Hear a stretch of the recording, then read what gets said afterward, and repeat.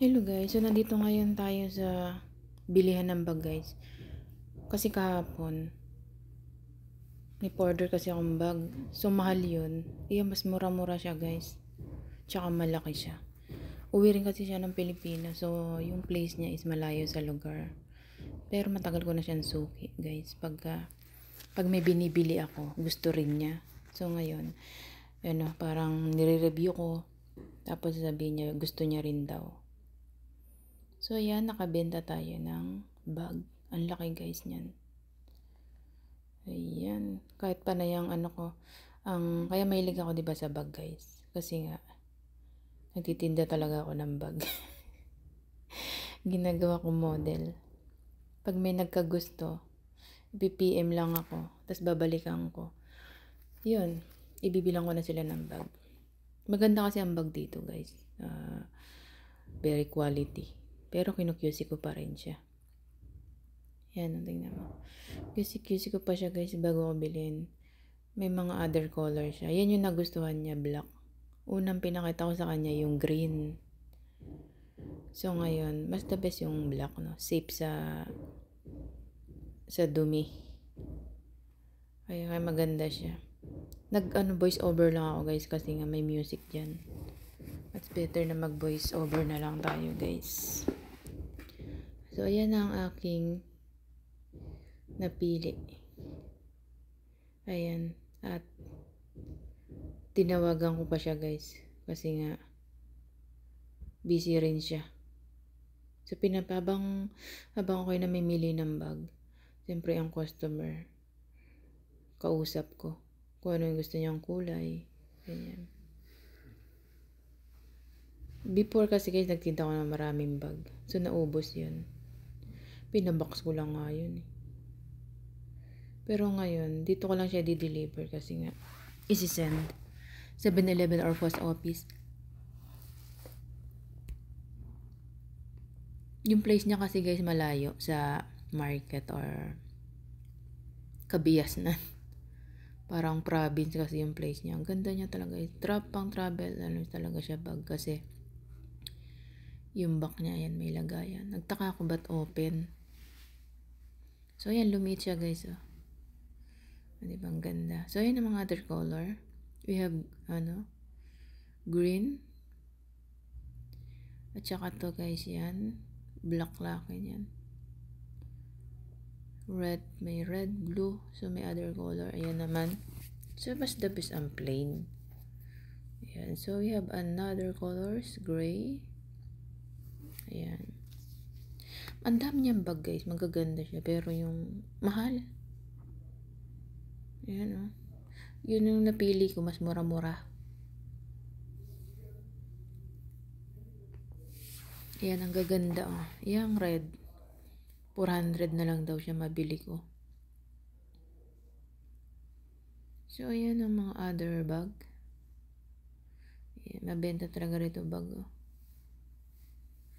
Hindi siya everyday na magtinda dyan guys. Kung may pwesto lang siya. Ayun, ang ganda nung diba? Wakati. Yan, pinakita pa sa akin yung yung made in Taiwan talaga guys. Wakati. So usually ang bag dito is kahit sa market lang binibili. May mga chain siyang nakalagay. Pre chain na siya guys.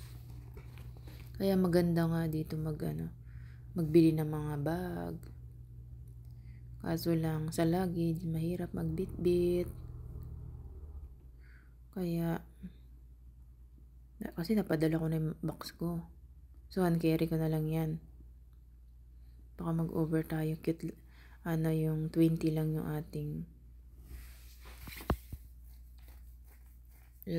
kilos. So, yun ang ganda oh. May version siya ng bag at knapsack. So, ayan na guys. Inano ko na rin niya kasi nga bayaran ko na siya guys. Dahil ayun na yung nakugustuhan ko. Yung black na ang aking napili. So, yan in-offer niya sa akin yan. Dahil bumili nga ako ng isa. Mabili ko na lang siya ng 400. Ang dami kong bag guys. Nandun pa sa Philippines. Kaya medyo laylo muna ako sa bag kasi nga, nabili ko na yung dapat kong gagamitin. Lahat ng binibili ko naman bag, useful. Kasi mahirap bumili ng bag na stock lang. Kaya much better na ang bag is nagagamit talaga guys. Kaysa yung na-stock yung bag. Yan. Ayan, maganda yan guys. Pero ang mahal naman, grabe. Doon lang tayo sa mamurahin para makapag ano tayo. Makabenta. Pag mahal wala tayo, hindi tayo makabenta guys. Hindi tayo makapatong. Patong-patong. Kasi mahal. Meron naman customer kasing barat, diba? Mahal naman yan. Katulad yung unang ano ko. Yung unang nakita ko.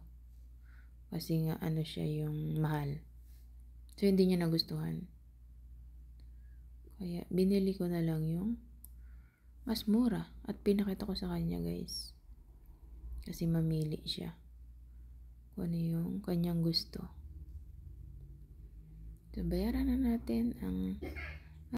Yun guys, bayaran na natin ang ating bag guys na nabili. 100块2条了。来2条100块了，100块2条了。来2条100块了，100块2条了。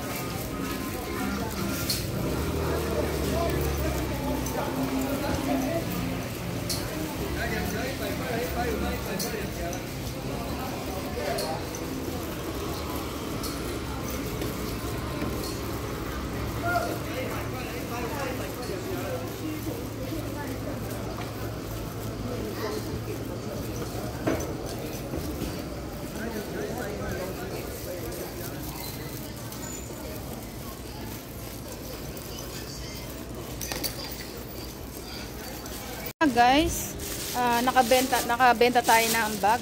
Ayan, may pa-order tayo ng bag guys. So, nakikita nyo lang ako naglalakad-lakad na mamalengke pero nagbi-business din ako guys. Kung may magkagusto. Kasi may suki na ako dito na ano, loyal friend ko na malayo sa palengke or sa bilihan. So uwi din siya ng Pinas, kailangan niya ng bag. So wala siyang bag. So ngayon, binili ko tong bag. Pupunta ako dun sa bilan ng bag tapos tatawagan ko siya, ipapakita ko yung style. And then, isi-send ko lang sa 7-Eleven. Depende kung saan niya gusto. Kung gusto niya sa, sa post office, guys. Yan. Suki ko na yan, guys, dito. Ano rin siya, Pilipinas. So, yun, guys. O, diba? Namamalengke lang ako, pero bumibenta din ako. Kahit papano, diba? Okay yan. Kaya, guys, diba? Maging, tayo, friendly. Matagal na naman ako, mahilig magtinda-tinda. Marami akong mga post, mga damit-damit sa online. Kaso lang, wala na akong kinukuhanan. Kaya, bag na lang tinitinda ko guys. Mas maganda pa yung bag. Kung may order, tsaka lang ako bibili. Ganun lang ginagawa. Yung tip sa akin guys, ay lagi lang ako nag-iikot-ikot dito pero bumibenta. Nakakabenta ako guys. Kahit papano. Kahit matagal man, at least may suki na ako sa pagbebenta. Ganun lang. OFW. Negosyante.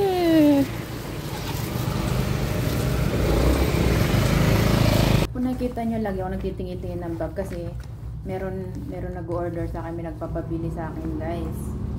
So ito yung binili ko ngayon. Maganda siya guys. Nagustuhan nga nung anak ni Lolo nung alaga ko. Ang ganda niya. Pan-travel talaga siya. Ito, open siya. Lagay pala to sa luggage. Like for example. Uy! Ito kunwari itong maleta ko. Yan yung maleta ko guys. Yan. Dito pala siya. Yan. So ngayon, kung yung bag mo ganyan, dito, ito pala yung lalagay niya. Yan. Kaya pala siya open. Sabi ko, ba't open to? Ayan pala siya. Ayan. Kaya pala may pan-travel talaga itong nabili ko guys. O, diba? So, may mga kulay siya. Papakita ko sa inyo mga kulay. So, ito yung para sa friend ko dito kasi malayo siya sa palengke. Kaya, ayun, binilhan ko siya ng ganyan guys. Yan. So, ipapakita ko sa inyo yung design. At picturean ko muna siya kasi nga ito na yung cellphone ko. Yung friend ko, pan-travel pala talaga yung nabili ko. Matutuwa siya. Kala nagulat nga ako kasi ba't open. So may green siyang kulay guys. Ayan yung na ano. Ayan na. Ito ka lang. Ayan na. Ayan na. Open siya. So isi-send ko bukas sa 7-Eleven kasi yung ano magdadala ng ano.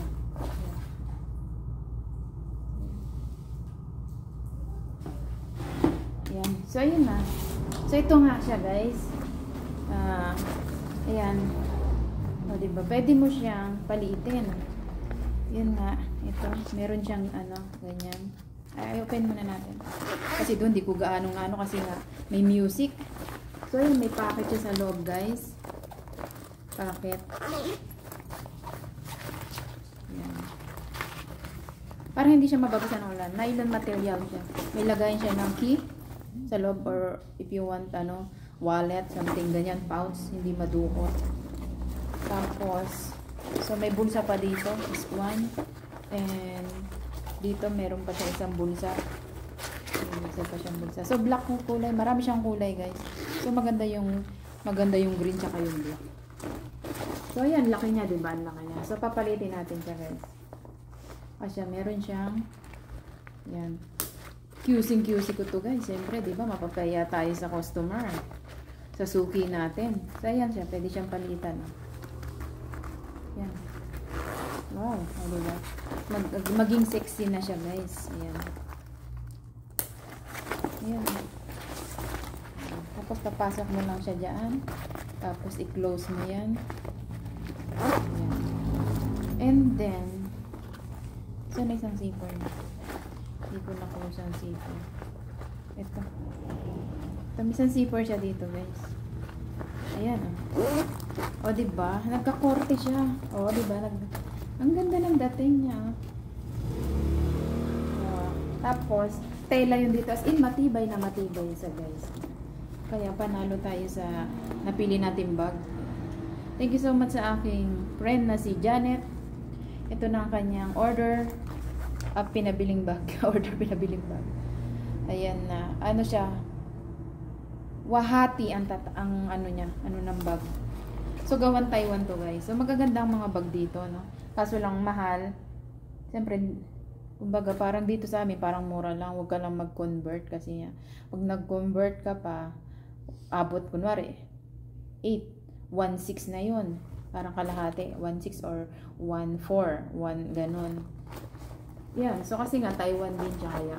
Pero pag halimbawa diyan sa Pilipinas, nagbenta ko diyan ng bag sa Pilipinas, inuwi ko, dami ko nabenta guys, mga classmate ko bumili. Alam niyo kung magkano nabenta ko sa bag? Nakaano ko 20,000 sa bag. O diba?